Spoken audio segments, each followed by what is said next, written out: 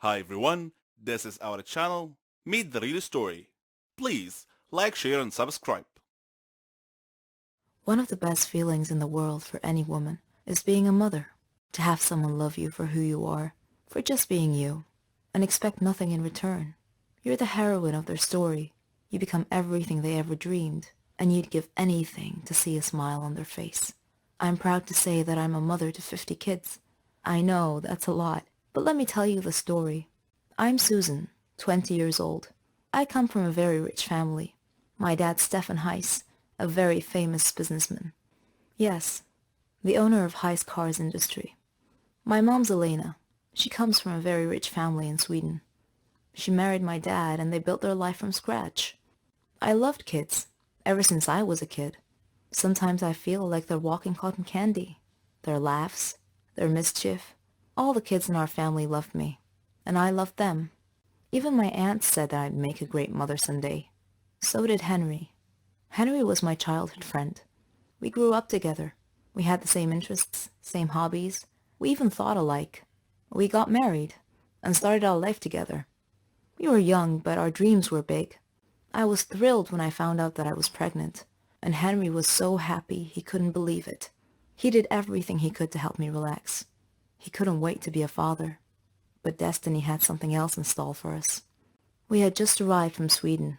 Henry had a problem at work. He was talking on the phone while driving at high speed on a dangerous road. I tried to tell him to watch the road, but it was too late. A truck came out of nowhere and pushed our car off the side. We fell into the lake, and we were unconscious. When I woke up, I found my mother and Henry's mother both looking at me, trying their best not to cry, and I soon found out why. In order to save my life, they put me through an operation. Not only have I lost my child, but I won't be able to have one ever again. Henry was also bruised, but my wounds ran way deeper. That was it, and I could never forgive him. If it weren't for him, none of this would have happened, I thought. None of it. I got a divorce later, after Henry tried over and over and over to fix the situation, to apologize, to ask for a second chance, but all I saw were empty words. There was no second chance. I tried to keep myself busy, find a way to invest my money and time, trying to get my mind off the accident. I decided to open up a toy store. I wanted to bring joy to all the children. One day, as I was standing in my store, I glimpsed a small boy standing out front, looking at a toy. The boy was alone, about 8 years old, but that wasn't all. His clothes were patched up and looked more like rags. His face and hands were dirty, and he just stood there, looking at the doll, daydreaming. I found myself walking out to him, but when he saw me coming, he ran away. A few days passed, and that boy's gaze was all I thought of. Then, one day, I found him outside the store again, looking at a different toy. I moved towards him slowly this time, till I was right beside him. Then I said, "Do you like it?" The boy freaked out and tried to run again, but I caught his arm this time and said, "Don't be afraid. I'm Susan." The boy looked at me, terrified, and I smiled. He started to relax. He told me his name was Billy, and that he was 7, and that he lives nearby. When I asked him about his parents, he said he never knew them, that he lived with Uncle Max. I asked him who Uncle Max was, but he cast his eyes down and was nervous all of a sudden. He looked a bit scared. I got curious, so I took him home with me, let him shower, and prepared a hot meal. I told him that I'd take him home after he'd eaten. I asked him about where he lived. He was quiet for a second. Then he said he had to go, that his brothers and sisters were waiting for him. I asked him how many he had. "Around 50, he said. I was shocked. He told me that they all lived in a big room with Uncle Max. But how is this Uncle Max able to look after you all? I asked curiously. But he got nervous again, and he insisted that he must leave, so I decided to take him there. Maybe it'll help clear some of the mystery, I thought. I drove, and Billy was guiding the way, until we got there. The place was a bit far from all the other houses. It looked more like a dump, with some sort of shack built on it. A man was standing in front of the door, holding a kid by the arm and beating him senseless. The boy was younger than Billy, and Billy was shaking next to me, mumbling to himself, "He's gonna hit me too. I'm so late." Then he turned to me and said, "Bye, Susan. You have to leave now, quickly." And then he ran towards the shack. I backed up the car and stood nearby to see what happens. The man hit him hard across the face, and I heard him say, "Where's the money you stole today, boy?" Billy turned out his empty pockets, and the man dragged him inside by the collar. I wanted to help, so I decided to call Henry, who was more than happy to answer my call. I told him what had happened, and he came to me. We approached the shack together slowly and looked through the window. A lot of children, ages from 3 to 7. The place was a real dump. The man was sitting at a table. It had food and drink.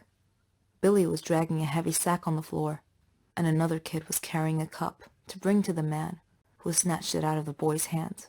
Then he got up and started waking the rest of the kids, telling them to get out there and bring him money, that they would face a real nightmare if they didn't. I wanted to barge in, but Henry stopped me. He called the police instead. The police came quickly, and they caught the man. Apparently, he kidnapped these children from parks and surrounding areas, so they could steal for him, and he would starve them and beat them. The police didn't know what to do with all the children, and I felt like this was my second chance. I told the police that I would build a home big enough, and I would take them all in, to give them the care and love that they deserve. And that is how I became a mother to 50 kids. Every little girl is supposed to want to grow up to be a beautiful princess.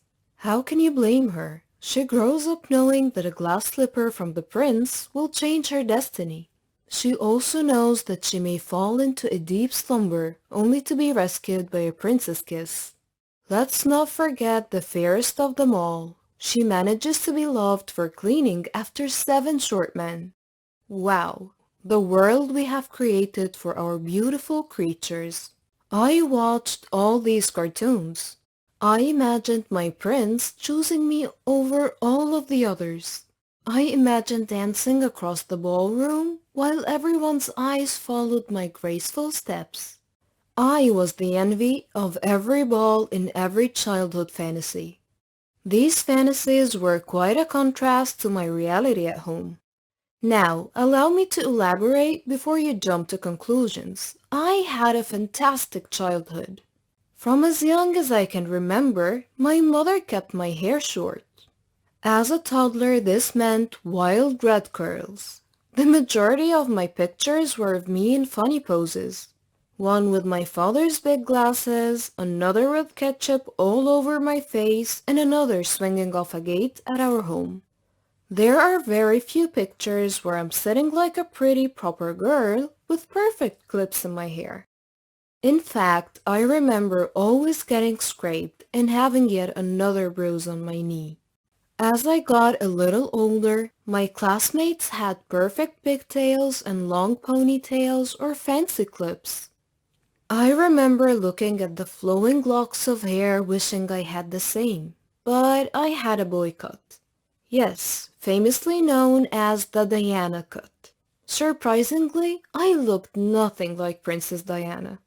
Instead, I looked like a skinny boy with bruised knees and short black hair wearing a dress. In fact, I once went on a strike and refused to go to the salon, so my mom was forced to grow out my hair. I think I lost the battle when I started looking like a philosopher with sideburns and thick hair on top. According to my mom, it was so I could enjoy being a kid, so I could run, jump, swing from the monkey bars without having to worry about a ponytail or braids getting undone. Finally, I started looking like a girl. Nonetheless, it was a long journey. I still was not able to do what other teenage girls did. For some reason, I was not allowed to wear lip gloss, blush, or mascara.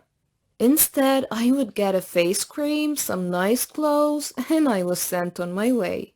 This actually lasted all the way to high school. I finally put on eyeliner during senior year in high school, and also experimented with lipstick. But by then, all the girls were way ahead of me. They had been putting on makeup for years. They knew what foundation, blush, concealer, and primer was. I was just getting started. There was no way I could catch up. After all, I just realized I could straighten my hair. So, I am assuming when you hear the scenario I describe, you feel very sorry for me. I sound like a plain Jane feeling like an ugly duckling when all she needed was a pretty set of pigtails and lip gloss. Well, here is the catch. I never felt ugly, and never even knew I was a plain Jane. I never felt like I needed lip gloss, and I certainly never felt like I needed any concealer to conceal anything, ever. Other than wanting long locks of hair, I was simply perfect in my mind. In fact, now that I look at pictures of the plain Jane, I'm so surprised about how pretty I felt inside. I only know that because I was able to try so many new things, take risks, and excel in so many different things in school that I must have honestly thought I was pretty amazing all the way around. I'm not saying this to brag, I'm simply analyzing how a plain Jane surrounded by beauty queens managed to be well-rounded, extremely confident young girl. I did see not myself the way I see myself in those photos now. Now that I know the power of concealer, blush, and eyeliner, I also did not see myself perhaps how others saw me. I saw me how my mother saw me. My mother never called me beautiful. In fact, she never called anyone beautiful. My mother only talked about other girls as smart, funny, classy, or confident. Thus, naturally, I started to appreciate those qualities in other girls and wanted to develop myself to be a girl with such attributes. Thus, in turn, others responded to me in kind. I thought I had it all, and knowing that I knew that, they believed it too. What a lesson for life. Beautiful was powerless to me. It was a word that had no value in my mother's eyes. It was a happy accident, and perhaps it was never impressed upon in my home. When I look at pictures as a teenager, I see the brilliance of it all. The calculated strategy of my mother imposed on me to help me gain inner confidence without relying on my exterior. In fact, it was not until I reached adulthood, mid-20s, did I realize how others viewed me physically. It was through the eyes of strangers that I realized how much people really respond to and judge you on your looks. Luckily, I had blossomed from a plain Jane to someone who understood the power of makeup by then. It was actually a disheartening reality, especially when I realized that older women analyze the beauty of younger girls. Women are unnecessarily tough on other women. Perhaps it is because a lot of women have been victims of the cycle themselves, always feeling that they were not pretty enough. Just last week, my mother was casually telling me why I had a boycott when I was 4. It went beyond the fact that she wanted me to run and jump without hair in my face. She simply said, "You looked so cute. The short hair was part of your charm." How wonderful I feel even now to hear those words.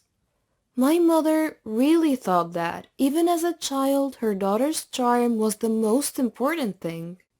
I have beautiful curls, and I let them run wild. They jump as I jump, and I can only hope I always feel beautiful in the same way my mother made me feel beautiful, by never saying it out loud.